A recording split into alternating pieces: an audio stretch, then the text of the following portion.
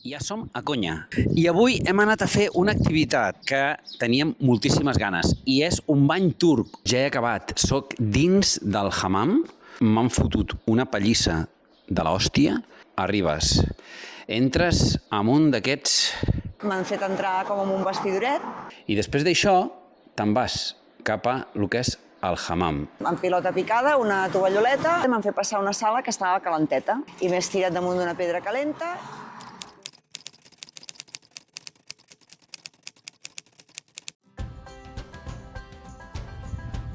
Bon dia! Ja hem sortit de la Capadòcia profunda i hem marxat cap a una població que es diu Songali.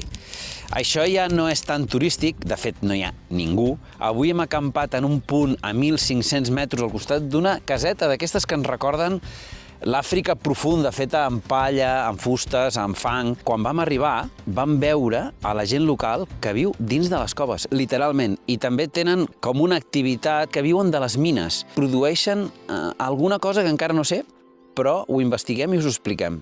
I ara baixarem en aquest poble que heu vist ara mateix, perquè hi ha un congost, no teníem ni idea de que existia. També hi ha com unes esglésies i unes coves, bueno, el que hi havia a la Capadòcia, però en plan molt més tranquil.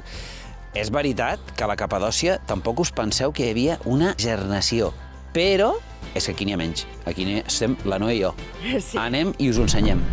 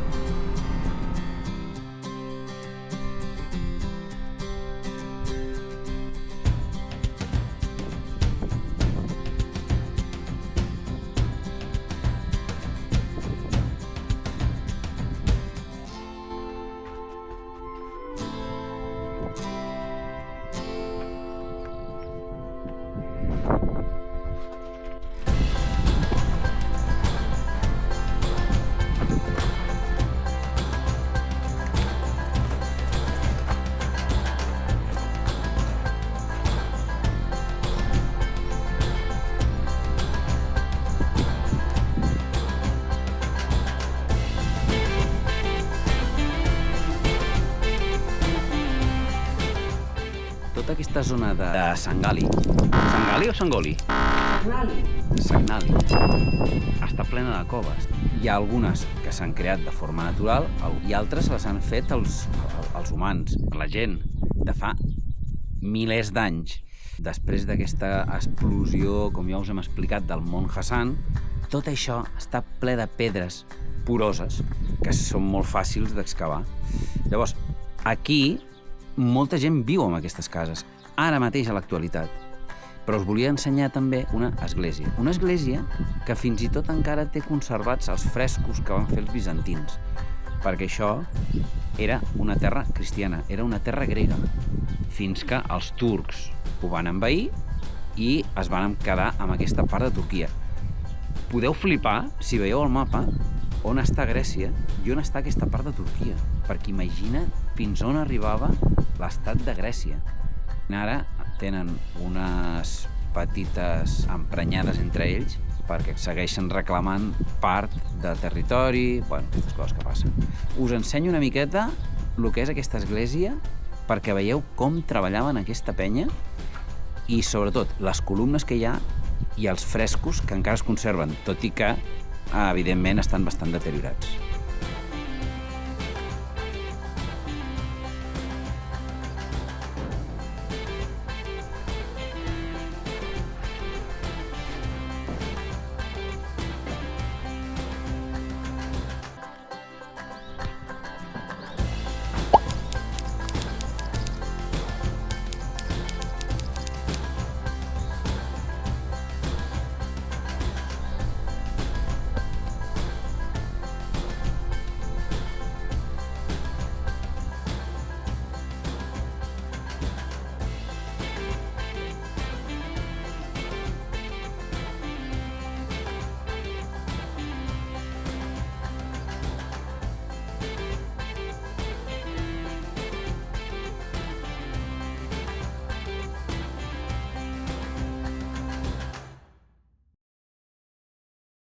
aquest any, per venir aquí a l'Àsia Central, davant de la insistència dels amics i de la família, perquè la família estigui tranquil·la, hem decidit comprar-nos un Garmin InReach Mini 2.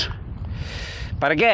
Doncs és un tema bàsicament de seguretat. De fet, la gent que viatja com nosaltres ho porta gairebé tothom. Hòstia, aquests paios han anat per països com Mauritània, enmig del desert, allí, que érem un puntet i no sabíem ni on estàvem. Vam aprendre allí a orientar-nos. Nosaltres creiem que no l'utilitzarem per res.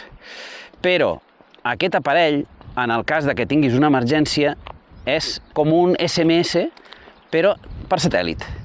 Si tu apretes aquest botó d'SOS, evidentment et vindran a buscar, perquè Garmin rebran la teva ubicació i a partir d'aquí et vindran a buscar.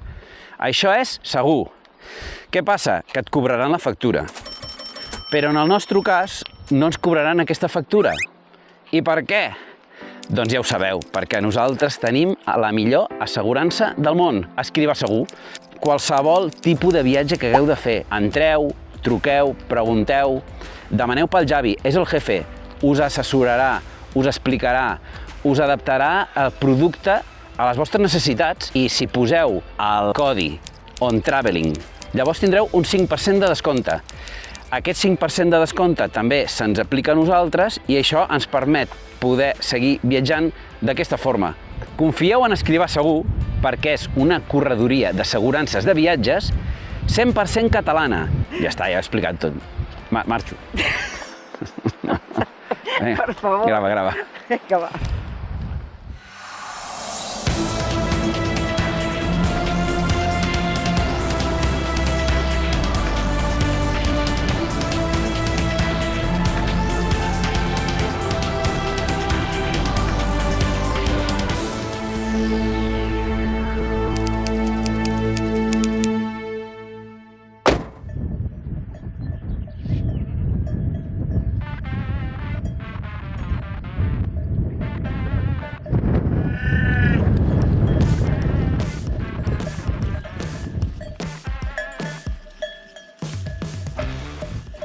Acabem de tornar de Soghanli, ens ho hem passat superbé. Aquell congost que hi ha, que es diu Abla Canyon. Hem estat com a 3 hores per anar i tornar. Abans es veu el poble antic de Soghanli, les coves excavades, les esglésies, amb els caminets, super ben posadet tot. És una passada, de veritat, que val la pena. I ara hem d'agafar el nostre camí de tornada cap a Antalya. Ja no només anem a fer el visat, anem a fer un parell de coses a la Quima. Aquests alatins se'ns han quedat curts. Hem de preguntar preus i a veure què passa. També volem arreglar el tema aerodinàmic. Ja sabeu que vam fer un arreglillo, però què passa? Que nosaltres li vam dir talla una mica i posa-li una goma, perquè té un moviment completament separat del que és la cabina. Llavors, amb les torsions, què ha passat? El que nosaltres ja sabíem, que és que la silicona que aquest noi va posar aquí s'ha desenganxat. I què passa ara? Doncs que cada cop, ja no cal un bot, simplement una deformitat de la carretera, una banda sonora, qualsevol cosa, ens fa clac-clac, clac-clac, clac-clac. Llavors ara anirem a Antalya, a veure si algú que ens pugui simplement tallar això 1,5 centímetres, posar-li una goma d'algun tipus, i llavors això ja serà tou, i ja, a més, estarà completament separat el que és la camper de lo que és la Hilux.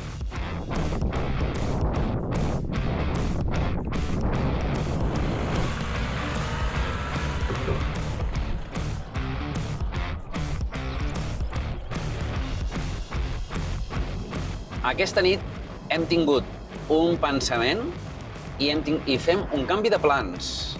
Ahir us vam dir que anàvem a Antalya, i sí, anem a Antalya, ens dirigim cap allà. Però primer pararem a Konya. Konya s'escriu Amb K.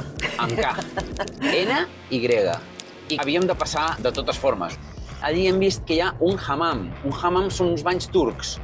I ens feia molta il·lusió de fer això dels banys turcs. Llavors, en lloc d'anar directes a Antalya, com que encara en queden 2 dies perquè ens donguin el visat, doncs pararem aquí a Konya, farem els banys turcs i, a més, aprofitarem que és una ciutat molt gran i molt industrial per poder comprar aquesta cosa per al tema de l'aerodinàmica de la Quima. Bueno, la peça aquesta per donar-li flexibilitat entre la caixa i la... Aquesta goma flonja perquè no ens dongui cops al sostre. Doncs ja veieu que aquesta penya estan fent el forat aquest per poder posar la goma. I la goma quina és? Doncs aquesta que teniu aquí al davant.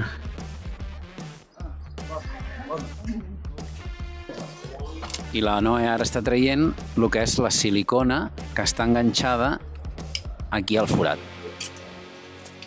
Doncs ara sí que sí, això ha quedat perfecte. Mireu, mireu, admireu. I si ara ja no funciona... Està acabant de posar tota la llengüeta aquesta i l'està enganxant, està posant uns tornillets perquè quedi tot perfecte. Ens diu, voleu menjar alguna cosa boníssima? I nosaltres, doncs sí, pensant que ens enviaria a un restaurant. I que ens ha portat, sorpresa, 2 bòrecs de carn i formatge que piquen una miqueta amb la beguda aquesta típica del Ayran, que és un iogurt, i una miqueta d'amanideta. I res, és que l'amabilitat d'aquesta gent és infinita. O sigui, estem supercontents i... Bueno, hem acabat en un bon lloc. Aquest senyor ens ha fet aquesta meravella, ens ha convidat a dinar. O sigui... Thank you, Ismail. Teşekkürler. Gràcies. I love Turquia. Com ahir us vam explicar, som a Konya. Konya és una ciutat bastant xula i avui hem anat a fer una activitat que teníem moltíssimes ganes i és un bany turc, com ells li diuen un hammam. Es tracta d'un bany, però a més et fan una exfoliació i després una neteja amb escuma. I hem anat a un dels llocs més autèntics que hi ha aquí a Konya. Com funciona això? No en tenim ni idea. A la sortida us expliquem com ha anat aquesta experiència. Doncs ja he acabat. Soc dins del hammam, un lloc increïble. M'han fotut una pallissa de l'hòstia. Vinga, Noe, explica'ns com ha anat això del hammam en versió noia. Bueno, doncs he entrat. Primer arribes. Entres... M'han fet entrar com amb un vestidoret. Amb un d'aquests quartets que veieu aquí al darrere meu. I després d'això, te'n vas cap a el que és el hammam. És aquesta porta que veieu aquí. Llavors entres. Amb pilota picada, una tovalloleta, i m'han fet passar una sala que estava calenteta. Et fots primer una mica d'aigua calenta, te dutxes. Llavors allí m'he hagut de tirar aigua per sobre, m'he estirat damunt d'una pedra calenta i allà m'han fet esperar un rato. Te fots dins de la sauna. Aleshores, el tio aquest ve, te fot una exfoliació, però no a nivell europeu, que farien allí com pessigolles. No, exfoliació. M'ha arrencat la pell. Després ha entrat ella, m'ha posat en una saleta i m'ha començat a fer tota l'exfoliació, que jo crec que ha flipat amb tots els macarrons que m'han sortit de la pell. M'ha fregat fins a... vamos. I després te fot un bany d'escuma, te fot escuma per damunt i comença a fer-te un massatge brutal, de veritat. I després m'ha fet un bany d'espuma, m'ha fregat per tot arreu, bueno, superbé, una oloreta superbona, i ja està. Després m'ha tirat aigua calenta, aigua freda, aigua calenta, i ja està. I a vestir-me, m'ha encantat. M'ha fet mal, però m'ha agradat molt, molt xulo. Jo es repetiria, i els preus que hi ha són aquests que tinc aquí al darrere. Ja ho veieu. Si veniu aquí a Konya, crec que és una oportunitat bastant important de fer això. És tradicional aquest lloc, no hi ha ni un turista. He vist uns tios que estaven aquí locals.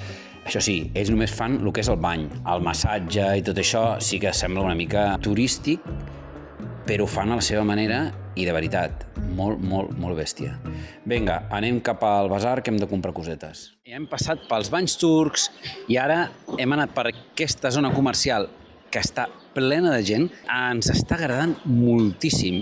Carrerons i carrerons amb moltíssima gent, tots plens de botigues. De veritat, una autèntica bogeria. I el que més ens sobta és la supertranquil·litat amb la que es pot anar per aquesta ciutat i, de fet, per tota Turquia. Nosaltres estem passejant per tot arreu i no tenim ni la més mínima sensació d'inseguretat, però ni la més mínima. De fet, veus alguna parella de policia? No us direm que no, però ben poca. I una altra cosa important, penseu que hem entrat en un supermercat i havíem comprat anteriorment tomàquets i enciam i verdures i li hem dit, escolta, deixem la bossa aquí. I ens han dit, no, podeu passar. I al sortir és que ni ens han mirat. Les coses estan totes pel carrer. Mireu, per exemple, aquí al darrere meu, no sé si ho veieu, hi ha unes parades de caramels, bombons... Aquí, el que vull explicar-vos és, la gent aquí no sembla que robi o no tenim el problema que tenim a Catalunya, que estem emparanoiats en que si ens entren a les cases, si ens roben o si no sé què. Jo us explico perquè crec que és important de saber. I una altra cosa que ens hem trobat aquí a Konya és un supercementiri que està al costat d'on estem acampats. Com podeu veure, és molt diferent dels que estem acostumats nosaltres a Europa. Ple a vessar d'ànimes en aquest lloc.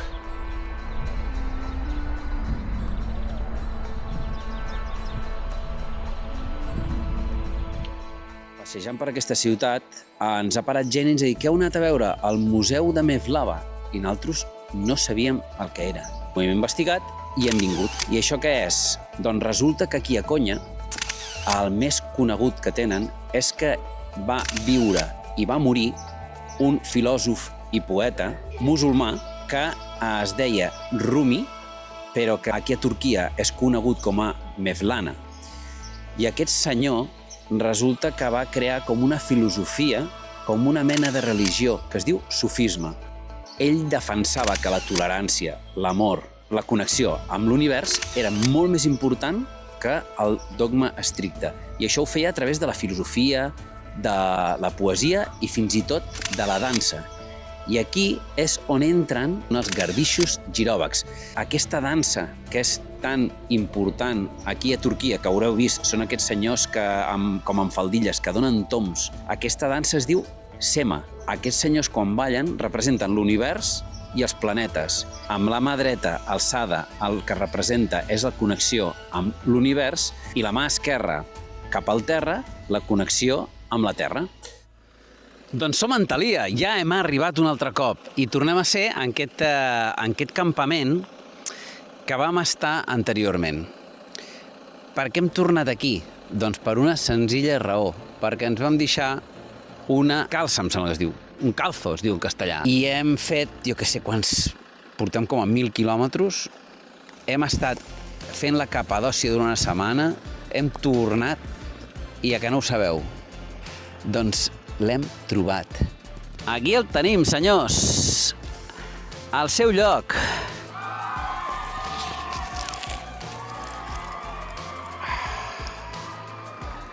Ole! Hem triomfat.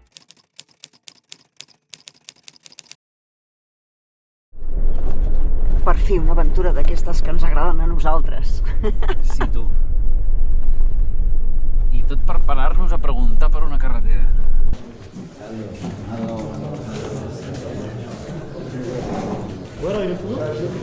Però en Barcelona? Espanya. Espanya.